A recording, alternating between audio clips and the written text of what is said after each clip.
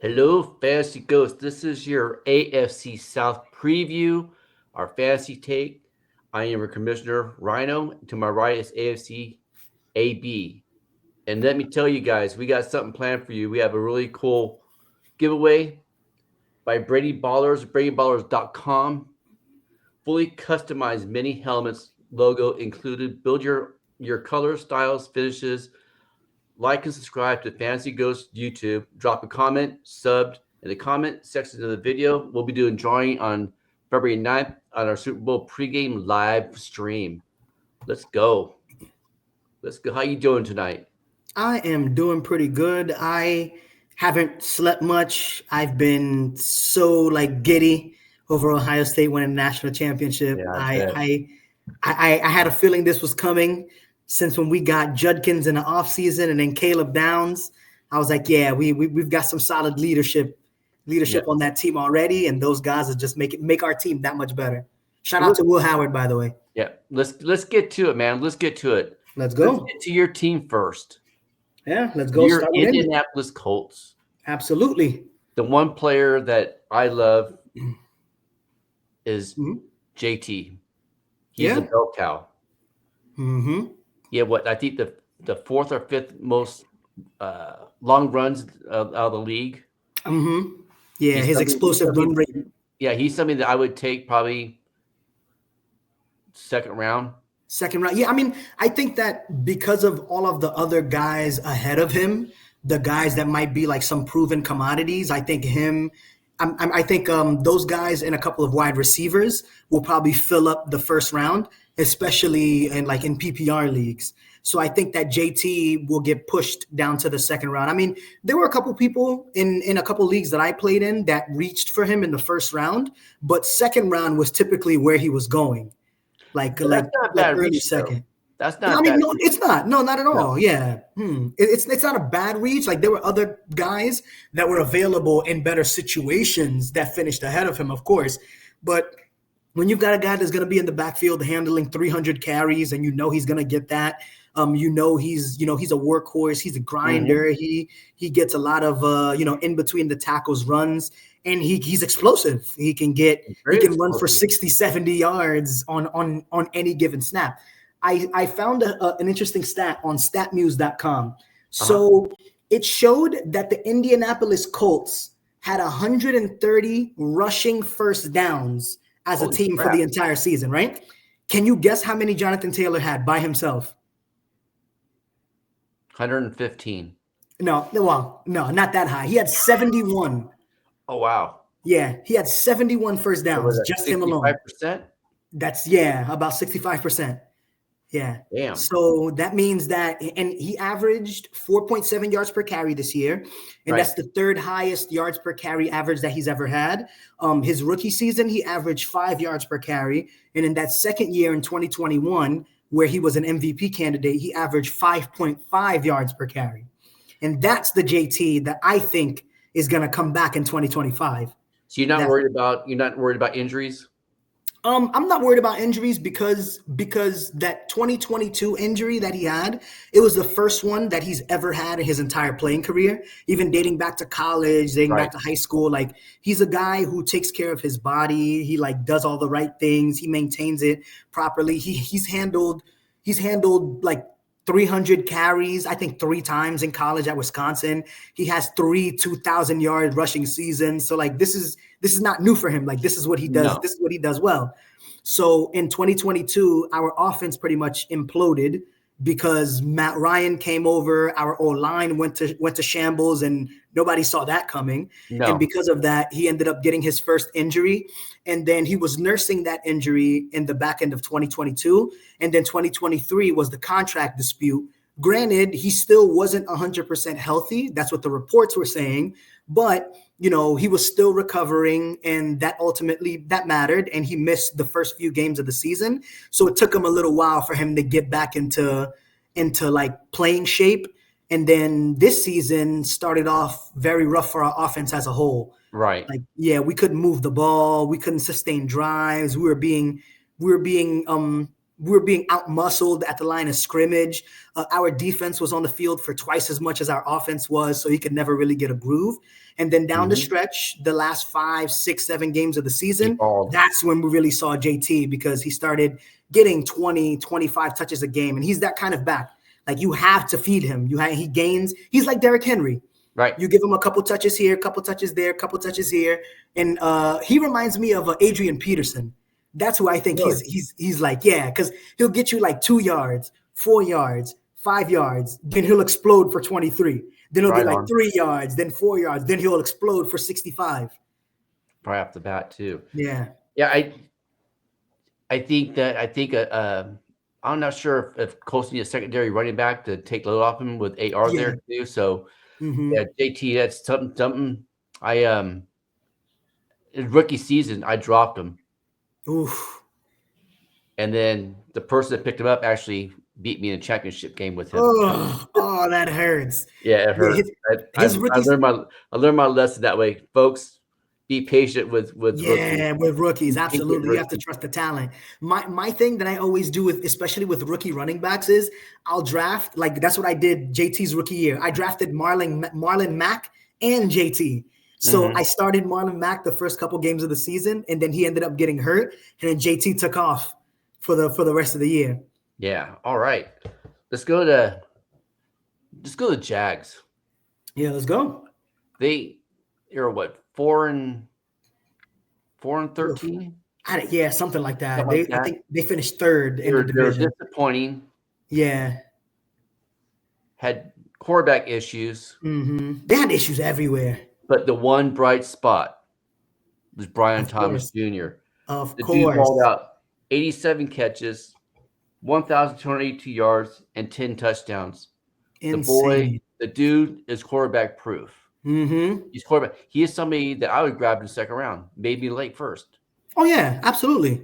He's Jamar Chase 2.0. Ooh. Yeah, that's essentially what he is, because he's a guy who has prototypical size. He's 6'4", 205. So, he's got the physique to be a wide receiver one. He averaged 14.7 yards per catch. And unlike Jamar Chase, he got 133 targets this year. A lot. That is insane. 133. But that also goes to show you how often he was getting open. Like, right. the man was creating separation at an elite level. Yeah, I mean, when you have Trevor Lawrence and Mac Jones throwing the ball to you, yeah, they're willing to chuck it. Yeah, and he proved his work. They do need to solidify stuff around him. There's no all on him. Because if they don't, then the defense will just key on him, and that's one thing too to think about. Yeah, Christian Kirk was gone for half the season, so. The defenses were keen on him, and he is still balling out like that. Still getting open, because that's how good he is. Yeah, like he's really like, and he's a touchdown machine. He has such a nose for the end zone. I think he scored 20 touchdowns his last year at LSU. Yeah, something like that. Yeah, the ball. Yeah, like he's getting in the end zone is what he does. And I think the best thing that the Jaguars could do for him is to get him. They need to get him an offensive-minded head coach. Big time. But they also need to solidify the O-line. Because if they solidify the O-line and give him more time to get open, give them more time to develop some of these, longer developing routes and use his speed the way that it needs to be used, like they need to fix their O-line and give Trevor Lawrence some more time back there in the pocket. But I love Brian Thomas Jr. as a second-round pick. I would take him any and every chance that I get. Big time. Yeah, he has that kind of ceiling. His body type reminds me of Anquan Bolden. Well, that's interesting. Yeah, I could see that. Big bodied and big bodied and fast. But he's a little bit more like thinner though. He's a thinner frame because he's 6'4". Right. Yeah, he's 6'4", so he's very slender. But that 6'4" frame though also allows him to go up against smaller DBs. It allows him to jump a lot of people. Because he gets the ball at point of contact. He high points the ball. And I love that. Right. And I think that another year in an NFL program, he'll probably be somewhere between 210 and 215 next year. Yeah. He'll probably be legit like, almost Julio Jones size by the Oof, time next year comes around. Yeah. So like that could be really Julio, dangerous. Julio. Yeah. Take me back, man. Take me back to Yeah. Julio Right. Jones. What about Yeah, the man. Texans? What the person I could think of is Stroud. He had 3,700 yards, 20 touchdowns, 12 Mhm. interceptions. And the one thing that hurt him the most, he was sacked second most in the NFL In behind Caleb NFL, yeah. Williams. Hmm. And I think, in my opinion, I think if they solidify the O line, Hmm. they get some playmakers for him other than the Nico. Because I'm not Hmm. sure if they're. I'd venture to guess if Stephon Diggs takes a little bit of a discount price that they resign Stephon Diggs. If not, they Possibly. need they need to get playmakers because Tate Dell's probably not coming back. Hmm. And I know he's something that if I'm drafting, he wouldn't be the first quarterback. He'd be somebody that I would probably draft as a strong number two, or if in your two quarterback league, your second quarterback, because he has Hmm. some potential. Because if you go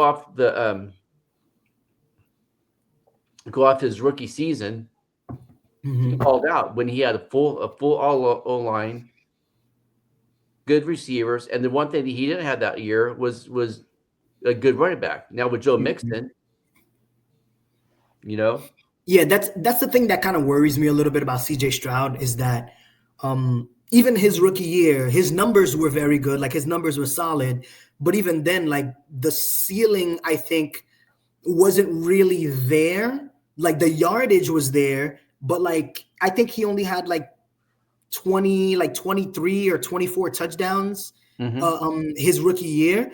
So like I that's what I think takes him out of the upper echelon of quarterbacks. Right, I think that he won't throw enough touchdowns to get to that point, but he's definitely a solid like QB2. Like he's definitely in the next tier. Completion percentage is there, yardage is going to be there. He's going to make all the right decisions. He's going to scramble when he needs to.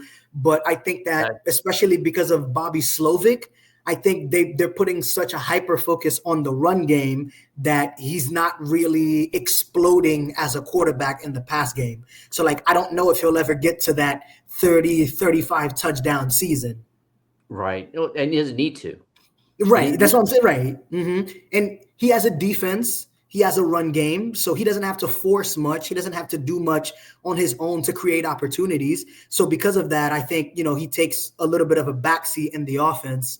So like he's a safe pick, but I don't know if he'll offer that ceiling essentially or necessarily. And we'll see. And I think he does have rushing upside. He just doesn't do it. Right. He picks his poison when he needs to run because he's Hmm. he's he's a strong rusher. Right, he's capable, yeah. I think that the person with the highest upside in the offense is Nico Collins.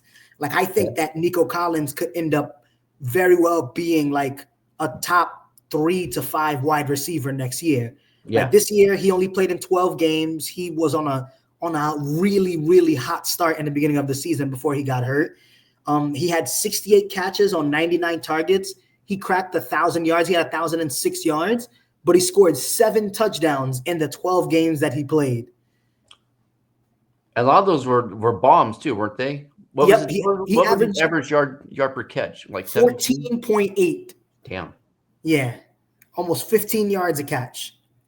So like he's that guy, and he also has prototypical frame. Like he's a big bodied, high point wide receiver. Like I cannot tell you how many times we have played Nico Collins, and it's just him just streaking downfield, Right. out muscling our corner and our safety for a 40-50 yard bomb. And I hate it every single time. But it's like there's nothing that you can do. Like you can't stop him. No. He's too fast, he's too big, he's too talented.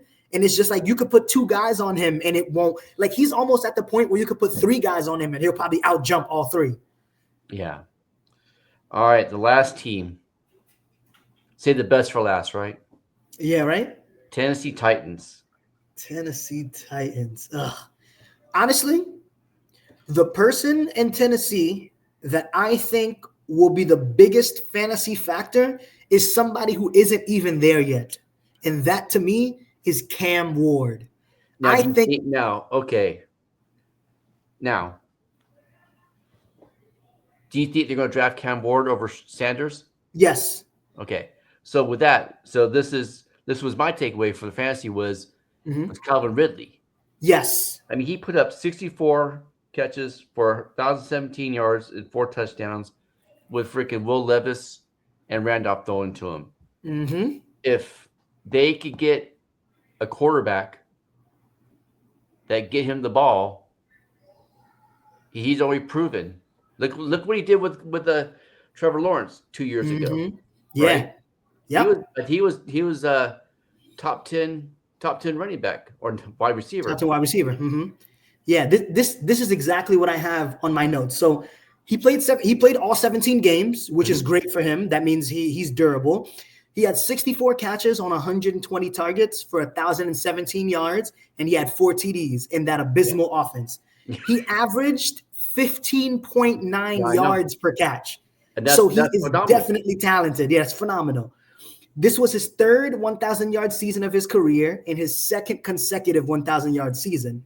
While he doesn't offer the upside of a top 5 to 10 wide receiver, he's a solid wide receiver too, in an offense that will present plenty of passing opportunities next year with a clear upgrade at quarterback.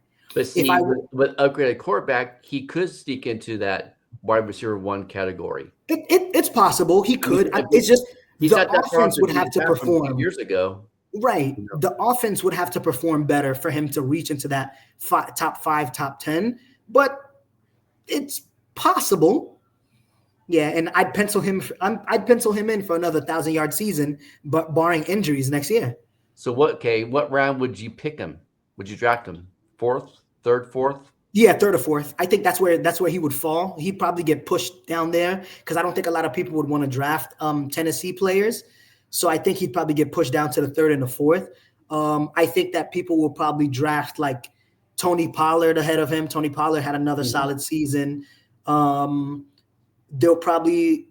of people will probably be high on Chigo Okonkwo because Cam Ward's going to be there too. But I do think that the biggest beneficiary is definitely going to be Calvin Ridley.